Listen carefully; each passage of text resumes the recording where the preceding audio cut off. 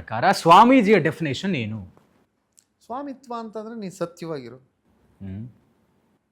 ತ್ಯಾಗಿಯಾಗಿರು, ಒಂದಿಷ್ಟು ಜ್ಞಾನದ ಆರ್ಜನೆ ಏನು ಮಾಡ್ಕೊ. ಸ್ವಾಮಿತ್ವ ಅಂದರೆ ನೀನು ಸ್ವಾಮಿಯೇ, ಸ್ವಾಮಿ ಅಲ್ಲ ಅಂತ ನೀ ಯಾಕೆ ಅನ್ಕೋತಿ? ಸ್ವಾಮೀಜಿ ಅಂದರೆ ನೀನು ಡ್ರೆಸ್ಸಲ್ಲಿ ನೋಡ್ತಿದ್ದಿ, ನೀನು ಸ್ವಾಮಿ ಅಲ್ಲ ಅಂತ ಯಾಕೆ ಅನ್ಕೊಳ್ತಿ?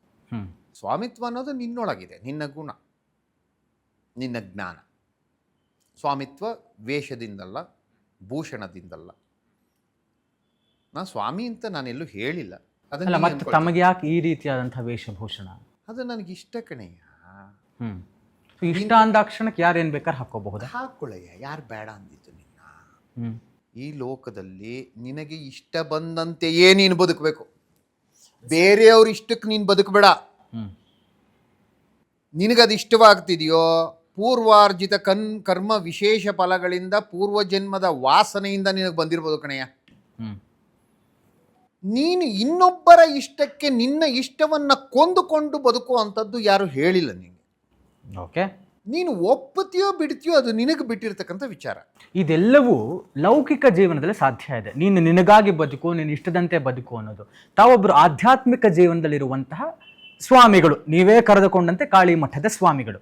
ಹೀಗಾಗಿ ತಾವು ಕಾಷಾಯ ವಸ್ತ್ರವನ್ನು ಧರಿಸ್ತೀರಾ ಅಂತ ಹೇಳ್ತೀರಾ, ವೇಷಭೂಷಣವು ಸ್ವಾಮೀಜಿಗಳ ಥರ ಕಾಣಿಸ್ಕೊಳ್ತೀರಾ. ನನಗಿಷ್ಟ, ನಾನು ಹಾಕ್ಕೊಳ್ತೀನಿ ಅಂತ ಹೇಳಿದ್ರೆ ಬೇರೆಯವರು ಹಾಕೊಳ್ಳೋಕೆ ಅವಕಾಶ ಇಲ್ಲ, ಹೇಗೆ ಸಾಧ್ಯ? ನಿಮಗೂ ಇಷ್ಟವಾಗಿದ್ದರೆ ನನ್ನೊಬ್ಬನಿಗೆ ಯಾಕೆ ಹೇಳ್ತೀರಿ? ನಿಮ್ಮ ಮನದಲ್ಲಿ ಆ ಒಂದು ಭಾವ ಇದ್ದರೆ ನೀವು ಹಾಕಬಹುದು. ನಿನ್ನ ಮನೋ ವಿಕಾಸದಲ್ಲಿ ಆ ಪರಮಾತ್ಮ ಇಲ್ಲ ಅಂತಿರೋ, ನಿನ್ನ ಒಳಗೊಂದು ಆತ್ಮ ಇದೆಯೋ,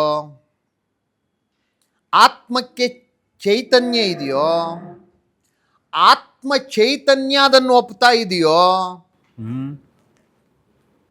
ನಿನ್ನ ಆತ್ಮ ಚೈತನ್ಯಕ್ಕಿಂತ ಮಿಗಿಲಾದದ್ದೇನಾದರೂ ಇದೆಯೋ ಜಗತ್ತಿನಲ್ಲಿ? ಇಲ್ಲ. ನಿನ್ನ ಚೈತನ್ಯ ಅದನ್ನು ಹೇಳ್ತಾ ಇದೆ ಕಣಯ್ಯ. ಲೌಕಿಕವಾದ ಜಗತ್ತು ಬೇರೆ, ಆಧ್ಯಾತ್ಮಿಕ ಜಗತ್ತು ಬೇರೆ. ಮೇಲೊಂದು ಪುರ ಕೆಳಗೊಂದು ಪುರ ಅಲ್ಲ, ನಿನ್ನ ಆತ್ಮದೊಳಗಿರುವ ಅಂತರ್ಪುರ, ಅಲ್ಲಿರುವ ಪರಮಾತ್ಮ ನಿನ್ನನ್ನು ಒಪ್ಪಿದ್ದರೆ, ಅವನು ನಿನಗೆ ಸನ್ಮತಿಸಿದ್ದರೆ. ಸನ್ಮತಿ ಅಂದ್ರೇನು? ಒಪ್ಪಿಗೆ. ಮತಿ ಅಂದ್ರೇನು? ಬುದ್ಧಿ. ಸಾಕ್ಷರ, ಒಳ್ಳೆಯ ಬುದ್ಧಿ.